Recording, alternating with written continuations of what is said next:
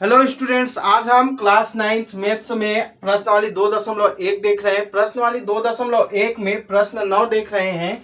इसमें क्या दिया हुआ है, निम्न दशमलव रूप को P अपॉन Q के रूप में व्यक्त कीजिए। ठीक है बच्चों, तो इसमें 4 क्वेश्चन दिया है। बोलने का अर्थ ये है कि दशमलव के रूप में जो दिया है उसको हमें P अपॉन Q के रूप में हमें क्या करना है, व्यक्त करना है। ठीक है ना, तो हम क्या करेंगे, पहला क्वेश्चन सॉल्व करेंगे। पहला क्वेश्चन क्या दिया है बच्चों, 0.53 दिया हुआ है। ठीक है ना, तो हम इसको क्या करेंगे, माना कि ये माना लिखेंगे, माना P अपॉन Q बराबर क्या हो जाएगा, 0.53। ठीक है ना, हम क्योंकि P अपॉन Q के रूप में व्यक्त करेंगे इसलिए हम मान लिए हैं P अपॉन Q बराबर क्या दिया है, 0.53। अब देखो इसको दशमलव को हम कैसे हटाते हैं और P अपॉन Q के रूप में कैसे व्यक्त करते हैं। तो बच्चों देखो, इसमें इसका बेसिक बता रहा हूं। देखो ये कितना है, 0.53 दिया है।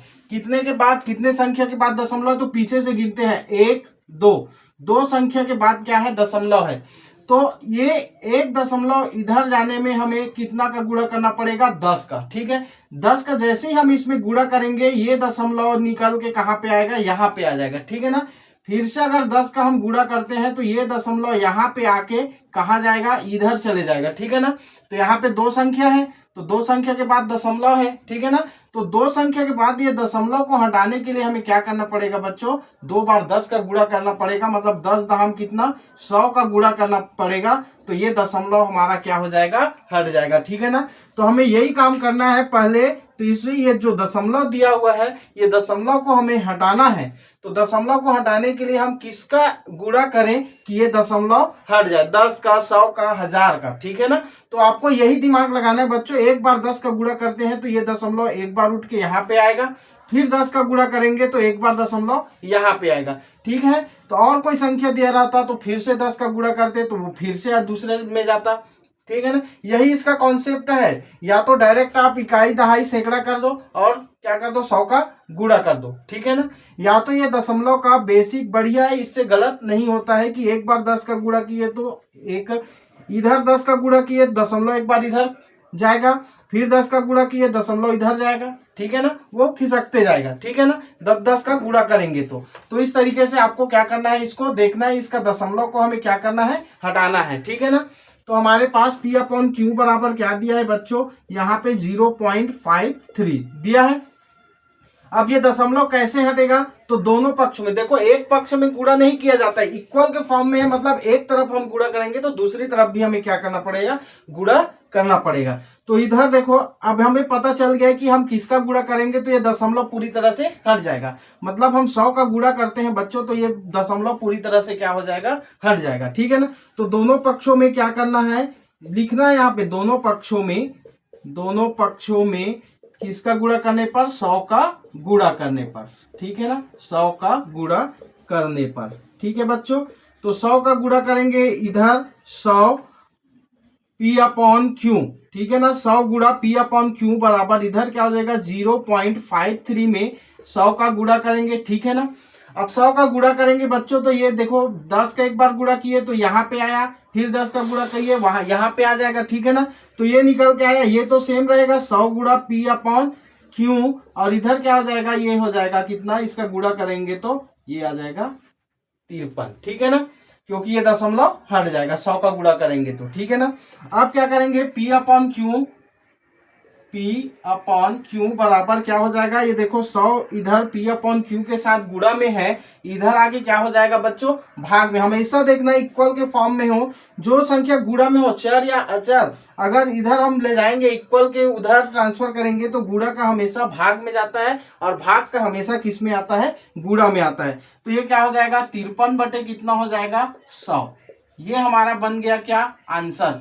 क्योंकि हमें P अपॉन Q के रूप में लाना है, बटे के फॉर्म में लाना था, यहाँ पे बटे के रूप में नहीं था तो हमें बटे के रूप में लाना था। तो ये 53 बटे क्या आ गया, 100। ठीक है, तो परिमेय संख्या बताया था बच्चों, ऐसी संख्या जिसको P अपॉन Q के रूप में निरूपित किया जाता है, जहां पे Q का जो मान होता है वो 0 के बराबर नहीं होता है, उसको परिमेय संख्या बोलते हैं। तो ये यही बोला है, P अपॉन Q मतलब परिमेय के रूप में हमें इसको क्या करना है, दर्शाना है। ठीक है ना, ये समझ में आ गया होगा। सेकंड क्वेश्चन देखते हैं।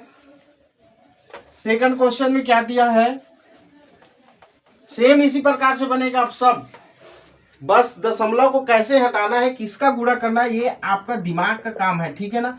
जैसे ये दिया है 16.8, ठीक है ना, इससे और आपको सीखने को मिल जाएगा। इसको सॉल्व करेंगे 16.1 को, तो फिर से यहाँ पे लिखेंगे बच्चों माना P अपॉन Q बराबर क्या हो जाएगा 16.8, ठीक है ना। 16.8 हुआ। अब क्या करेंगे हम इसमें, अब यहाँ दिमाग लगाना है कि यहाँ पे एक दशमलव है, दशमलव के बाद कितनी संख्या है, एक संख्या है। अगर 10 का गुणा कर दूं तो ये इधर चले जाएगा, तो ये पूरा दशमलव तो हट जाएगा, ठीक है ना। अगर ये 16.8 में 10 का गुणा करूं तो 10 का एक बार गुणा करेंगे, दशमलव इधर खिसकते जाएगा राइट में, ठीक है ना। और ये हो जाएगा, ये दशमलव पूरी तरह समाप्त हो जाएगा। तो हमें अभी इसमें 100 का गुणा करने की जरूरत नहीं है, ठीक है ना। दशमलव के बाद एक संख्या है, मतलब दशमलव के बाद एक संख्या मतलब 10 का गुणा करने पर ये दशमलव पूरी तरह से हमें हमारा क्या हो जाएगा, गायब हो जाएगा, ठीक है ना। तो दोनों पक्षों में क्या करने पर लिखना है, दोनों पक्षों में 10 का गुणा करने पर, 10 का गुणा करने पर, ठीक है ना।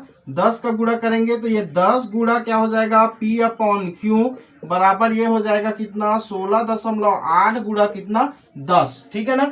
यही बस दिमाग लगाना है बच्चों, इसमें और कुछ नहीं है। फिर तो ये P अपॉन Q गुणा में है कितना 10, बराबर में है, इसका गुणा करेंगे तो कितना आ जाएगा, ऐसे भी गुणा करके देख लो, 10 अट्ठे 80, हासिल का 8 आ जाएगा, और 10 छक्के 60 और 8 कितना हो जाएगा 68, हासिल का 6, 10 एकम 10 और 10 और क्या कितना 16। तो दशमलव कितने संख्या के बाद लगा है, तो देखो एक संख्या के बाद दशमलव, तो पीछे से लेते हैं, एक संख्या के बाद दशमलव, दशमलव के बाद 0 है मतलब उसका कोई महत्व नहीं है, ठीक है ना। तो 10 गुणा क्या हुआ बच्चों P अपॉन Q बराबर का इधर क्या हो गया 168, दशमलव के बाद 0 है मतलब उसका कोई महत्व नहीं है, ठीक है ना, 168। अब यहाँ पे 10 गुणा में है, इधर आगे क्या हो जाएगा भाग में हो जाएगा, तो P अपॉन Q 168 बटे कितना हो जाएगा बच्चों 10। अब ये भी चेक कर सकते हैं, 10 से भाग दोगे तो आपका 116.8 ही आंसर आएगा, ठीक है ना। तो इसको हम क्या कर रहे हैं P अपॉन Q के रूप में ही केवल निरूपित कर रहे हैं, ठीक है ना। अब चलिए नेक्स्ट क्वेश्चन देखते हैं, 3rd नंबर का। तीसरे नंबर में और समझ में आ जाएगा, इसमें केवल कुछ नहीं करना है, यही काम करना है, ठीक है ना। तीसरा में क्या दिया हुआ है 105.25, ये 25 दिया हुआ है, ठीक है, 105 दशमलव इधर का 25, ऐसा 1 डिजिट करके इसको पढ़ा जाता है, ठीक है ना। अब इसका क्या करेंगे, फिर से माना P अपॉन Q बराबर क्या मानेंगे 105.25, ठीक है ना। अब क्या करेंगे इसका, अब किसका गुणा करना पड़ेगा इसमें, किसका, तो ये देखो दशमलव के बाद कितनी संख्या है, 2 संख्या है, तो 2 संख्या मतलब एक बार 10 का गुणा करेंगे तो यहाँ पे आएगा, फिर एक बार 10 का गुणा करेंगे तो यहाँ पे आएगा, मतलब एक बार 10 किए तो यहाँ पे आया, फिर एक बार 10 का गुणा किए तो ये यहाँ पे आया, मतलब 10 दहम कितना हो गया, ये 100 का गुणा करने पर बच्चों ये दशमलव क्या हो जाएगा, गायब हो जाएगा। देखो एक बार 10 इधर का गुणा करते हैं तो एक दशमलव क्या होता है इधर खिसकता है, देखो दशमलव इधर, एक का 10 का गुणा किए तो दशमलव क्या होता है इधर खिसक रहा है, ठीक है ना। 10 का इधर हम गुणा कर रहे हैं, फिर इधर क्या होते जा रहा है दशमलव इधर खिसकते जा रहा है, ठीक है ना। तो 2 बार हमें 10 का गुणा करना पड़ेगा, तो दशमलव क्या हो जाएगा, हट जाएगा। अब सिंपल से है, ये दशमलव हट जाएगा, ठीक है ना। अब क्या करेंगे इसमें, मतलब 100 का दोनों पक्षों में हमें क्या करना पड़ेगा, 100 का दोनों पक्षों में गुणा करने पर, ठीक है ना, में गुणा करने पर, ऐसा भी लिख सकते हो, दोनों पक्षों में 100 का गुणा करने पर, कोई दिक्कत नहीं इससे।